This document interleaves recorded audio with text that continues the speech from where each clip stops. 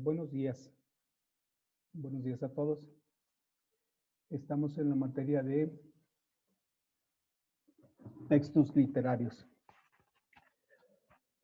El tema que vamos a tratar hoy es el tema de la literatura náhuatl. Quizá el autor que más datos puede ofrecernos es el filósofo León Portilla. Él tiene una obra, pues propiamente es una tesis doctoral titulada Filosofía Náhuatl. Y en ella describe la cosmovisión de los náhuatl, una cosmovisión que es muy amplia en el sentido de que los náhuatl tienen una relación muy estrecha con su entorno. Su cosmovisión es muy extensa porque ellos, en vez de llamarse hijos de la tierra o ciudadanos del mundo, tienen la expresión de soy de la tierra, es decir, yo soy producto de la tierra. Esto lo vamos a constatar nosotros en una obra que se titula Popol Vuh, de la cual ustedes van a hacer posteriormente un ejercicio. Hay otra obra, otro de los códices antiguos que también datan de la época de la colonia, titulado Nicarmopogua, que ya propiamente es, esta obra se da a conocer con la instancia de los españoles en América.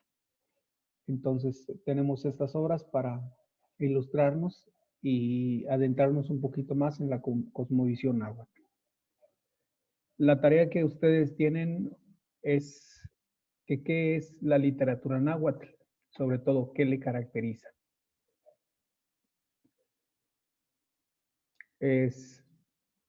Si es así la tarea, bueno, continuamos. Bueno, primeramente los códices náhuatl revelan la cultura del grandioso pueblo predecesor de los aztecas. Es decir, quienes van a preceder a los aztecas una vez con la conquista bien son los náhuatl.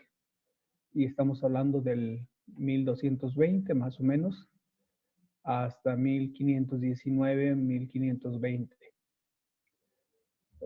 Los náhuatl tienen una escritura pictográfica con ideogramas y símbolos. En los códices se representan acciones o actitudes que están escritas en forma de himnos y poemas. Las acciones individuales y la razón de estado fundamentalmente de los náhuatl es una cosmovisión religiosa. Por ello, su literatura gira en torno a la poesía, al canto y a la danza de los dioses, pero desde una visión religiosa. Los centros culturales más importantes, pues indudablemente fueron Tenochtitlan, Tlaxcala y Texcoco.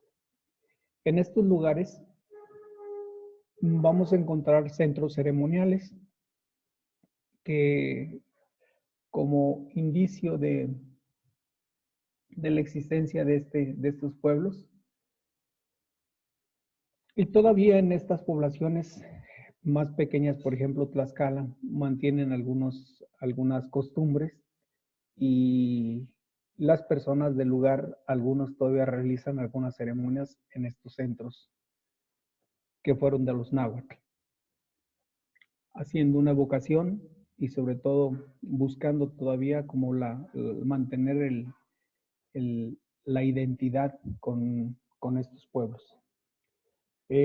Por eso León Portilla en su obra Filosofía Náhuatl llega a describir a este pueblo pues como un pueblo profundamente religioso, o un pueblo que tiene una identidad con el ser trascendente. podríamos incluso hasta llamarlo como con una concepción monoteísta, es decir, existe un ser supremo más allá de todos los cultos que rendían a las distintas deidades. Por ello, sus danzas, sus poesías, su canto, evoca profundamente un sentimiento religioso. Dentro de este sentimiento religioso encontramos algunas expresiones propias de su literatura. Voy a enunciar algunas. La primera, Cuicatl,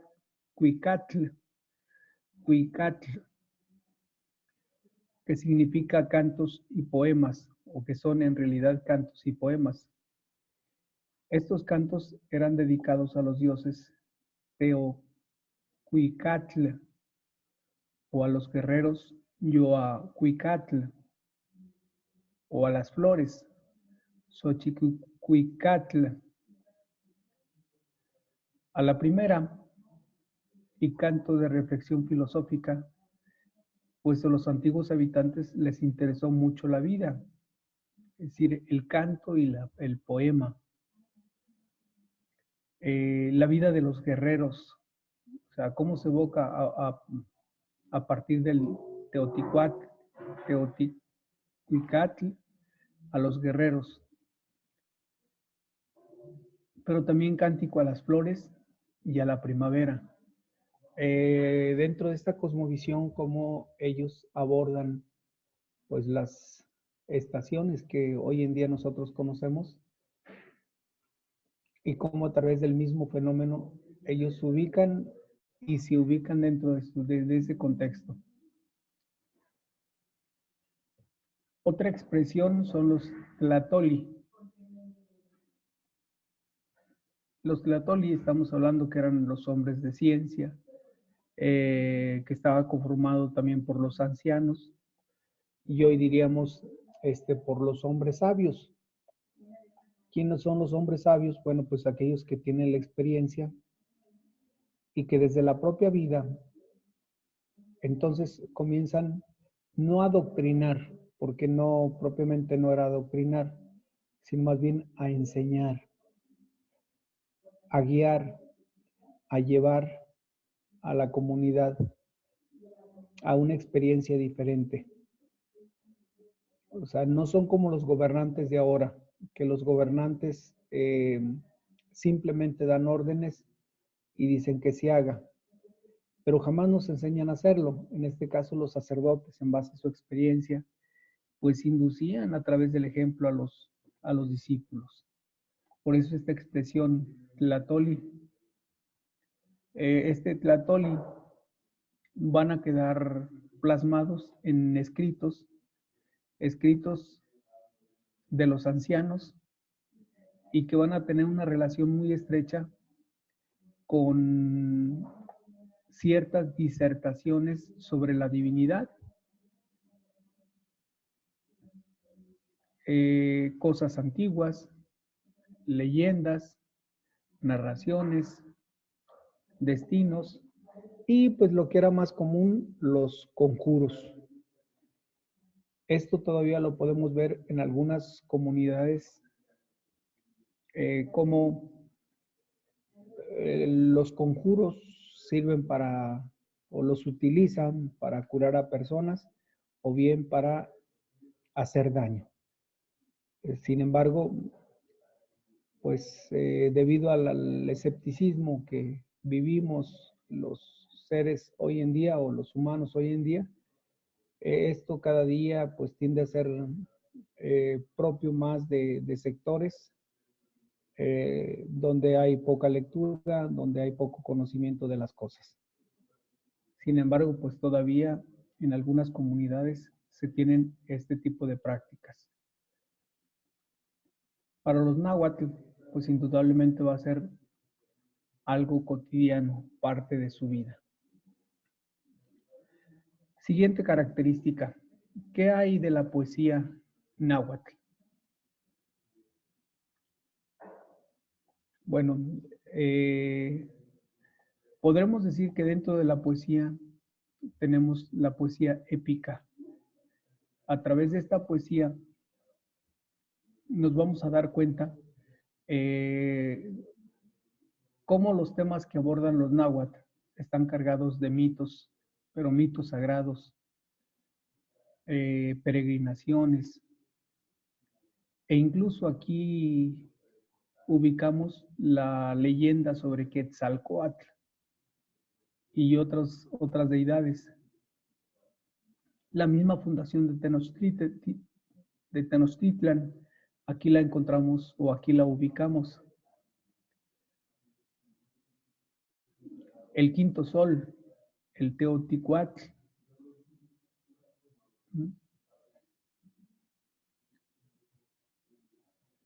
Pero también encontramos la poesía lírica. La poesía lírica trataba de un mundo subjetivo,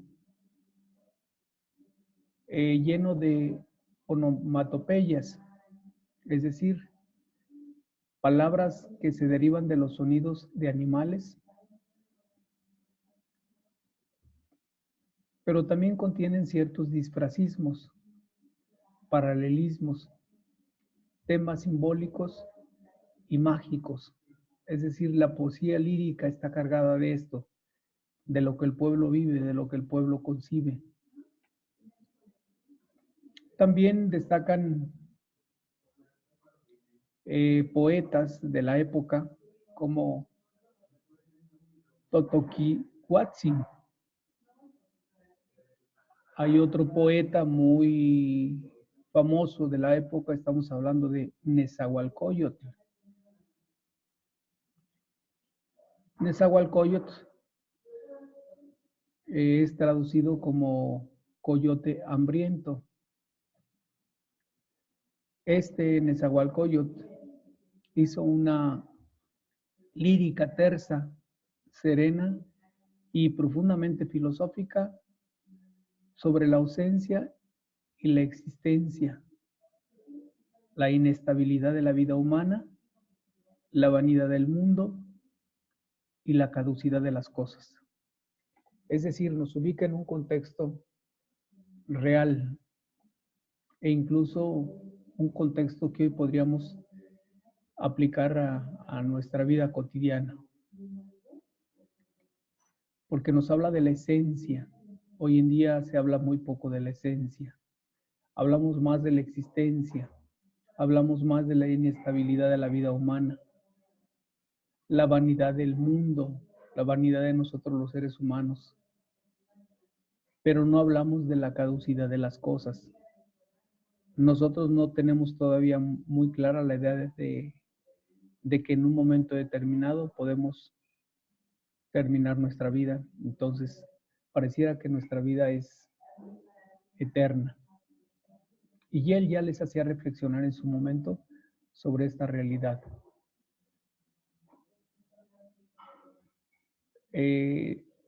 Otros de sus temas fueron la fugacidad de la vida, es decir, cómo la vida llega, pero también la vida se puede ir en un momento determinado.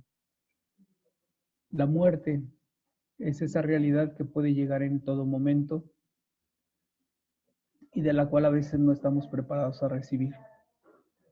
Pero también está la otra parte emocionante, el gozo de vivir la vida del más allá, la guerra, el poeta y la poesía, y también el anhelo de la inmortalidad.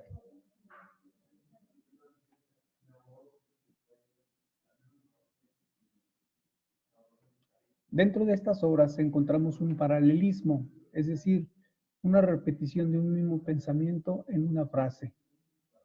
Hay por ahí una frase que nos recuerda esta realidad. Solo venimos a dormir. Solo venimos a soñar.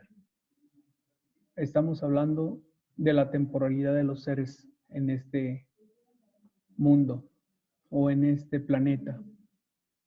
Pero también hay disfrazismos. El disfrazismo El disfrazismo es una yuxtaposición de metáforas.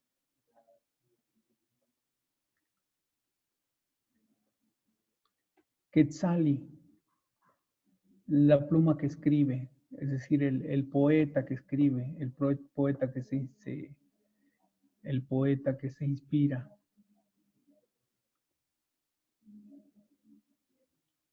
Pero también encontramos el uso de colores, y el uso de colores son los símbolos mágicos y filosóficos.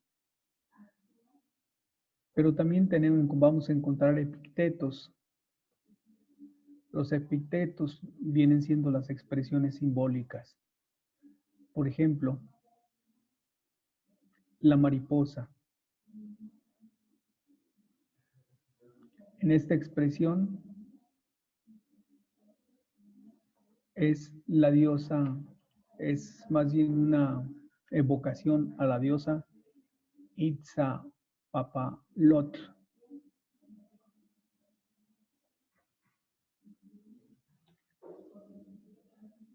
Por ende, esta prosa consiste en un conjunto de textos didácticos donde encontramos proverbios, máximas, exhortaciones y también existen consejos que fueron transmitidos de padres a hijos con la ayuda de la memoria. Ya que la escritura era más limitada, entonces con frecuencia se recurría a transmitir los mensajes de forma oral de generación en generación. Y gracias a ello nosotros todavía podemos gozar de las características de esta literatura náhuatl. Bueno, pues por mi parte es todo. Muchísimas gracias por su atención. Buenas tardes.